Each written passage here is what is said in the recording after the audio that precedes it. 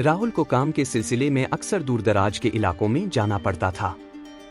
एक बार उसे एक छोटे गांव में देर रात किसी काम से रुकना पड़ा। काम खत्म होते होते रात के 11 बज गए थे और अब उसे अपने घर लौटना था। गांव वालों ने उसे सावधान किया कि वह अकेला उस सुनसान रास्ते से न जाए क्योंकि वहां अजीब घटनाएं होती हैं। लेकिन राहुल ने उनकी बातों को हंसी में टाल दिया। राहुल ने अपनी बाइक स्टार्ट की और गांव से बाहर निकलते ही उस सुनसान रास्ते पर चल पड़ा।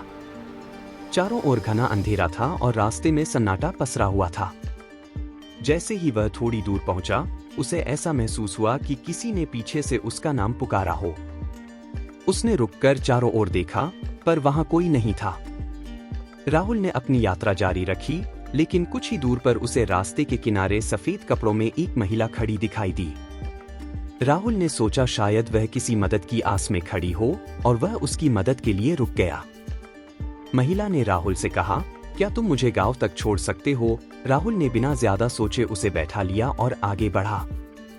लेकिन जब उसने पीछे मुड़कर देखा तो वह हैरान रह गया। उस महिला का चेहरा एकदम फीका और खौफनाक था। उसकी आंखें बिल्कुल सफेद थी।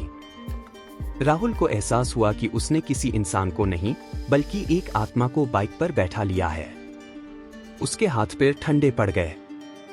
राहुल ने जैसे ही अपनी स्पीड बढ़ाई, महिला हंसने लगी और धीरे धीरे उसके कानों में एक खौफनाक आवाज आने लगी, यह रास्ता मेरा है, कभी यहां से लौट नहीं पाओगे। राहुल ने डर के मारे बाइक की रफ्तार और तेज कर दी, लेकिन वह महिला उसके पीछे बैठी रही। अचानक उसकी बाइक खुद ब खुद बंद हो गई और चारों ओर अंधेरा और घना हो गया।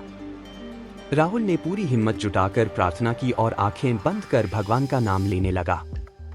तभी एक जोरदार चीख के साथ महिला गायब हो गई और उसकी बाइक वापस चालू हो गई। राहुल ने तेजी से उस सुनसान रास्ते को पार किया और जब वह गांव पहुंचा तो उसने सबको बताया कि वह कभी उस रास्ते पर नहीं जाएगा। अब वह जान चुका था कि कुछ रहस्यों को छोड़ देना ही बेहतर है।